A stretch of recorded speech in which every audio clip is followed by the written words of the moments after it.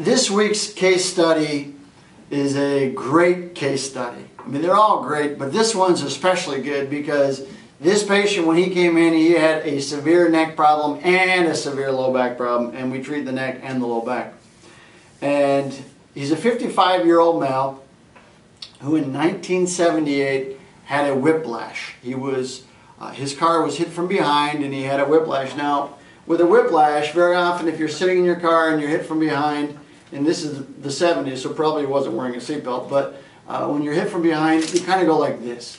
And when your spine does that, what happens is all the soft tissue gets torn that holds the spine together, which ultimately leads to problems in the future.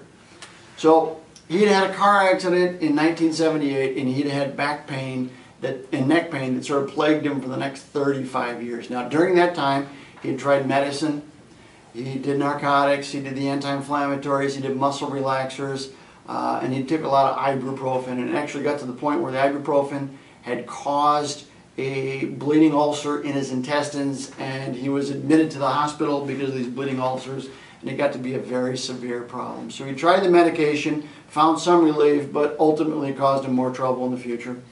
Also during that time, he had seen chiropractors, and most recently, for the last 15 years, he had seen the same chiropractor, and during his chiropractic visits, he would have these episodes of back pain, and he'd get treatment and he'd feel better. But most recently what had happened is he had this severe back pain, and he was getting treatment and he wasn't getting better.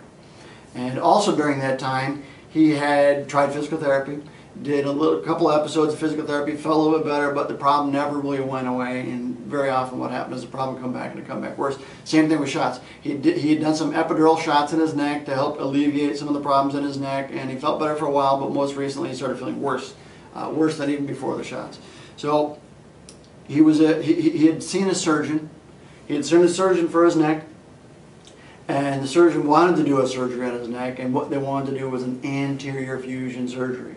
He didn't have it, he chose not to have it, but with an anterior fusion surgery, what they do is they put a metal rod, they go through the front, and then they put metal rods and screws, and they screw it right into the body of the vertebrae to hold everything together. It's a complicated surgery. Certainly any fusion is a complicated surgery, but in this case, when you have to go through the front, there's a lot of things in there you got to be real careful with, so it tends to be a very complicated surgery. He chose not to have the surgery, and he was kind of living with the discomfort. But more importantly, what had happened is he couldn't turn his head to the left, and he was getting numbness into his arms, pain and numbness into his arms, which is the pinched nerve in his neck.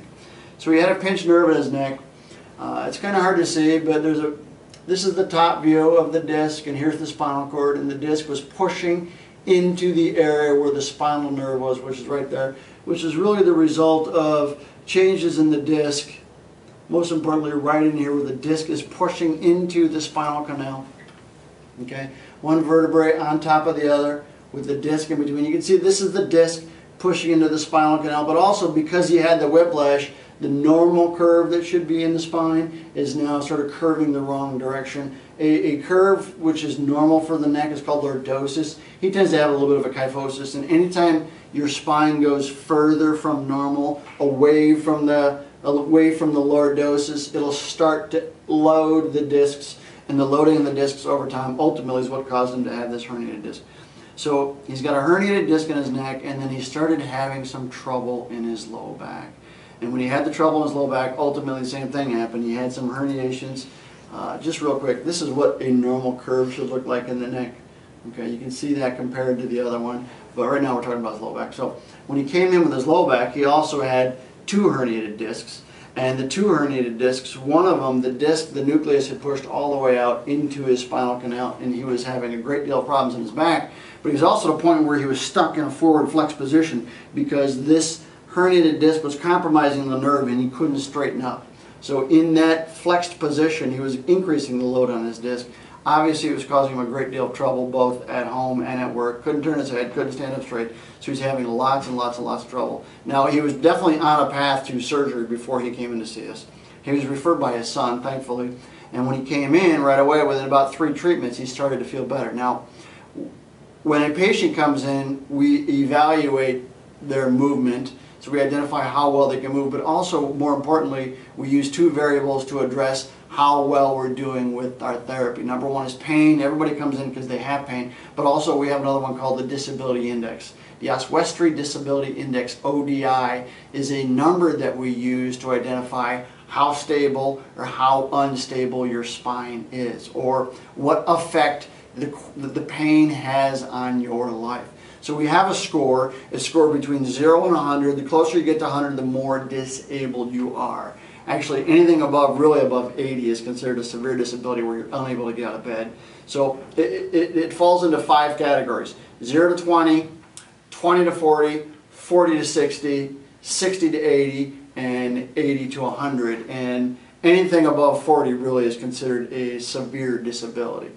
Okay, so our goal when patients come in is to get their scores lower. So when he first came in, his neck index was a 42, which is considered a severe disability, and his low back was a 52. So both those categories put him in the range of surgery. Anywhere between 35 and above is really the range of surgery. So when he came in, he was kind of on a tightrope. It was a very challenging condition with, leading down a path to ultimately surgery. So he came in looking for options to avoid the surgery, and after 12 treatments, we were able to get him from a 42 in his neck down to a 28. And then his low back, we got him down from a 52 down to a 30. Now, the zone that we look for, the safe zone, is anything below 20. So our ultimate goal is to get him below 20. And as we went through more therapy with his low back, we were able to get him from a 30 down to an 18, and his neck from a 28 down to a 24. Now, one of the problems with his neck was he had that reverse cervical curve. And anytime you have a reverse cervical curve, it just takes a little bit longer. He's still currently in our care, and he's getting better. Now, I know he's pain-free.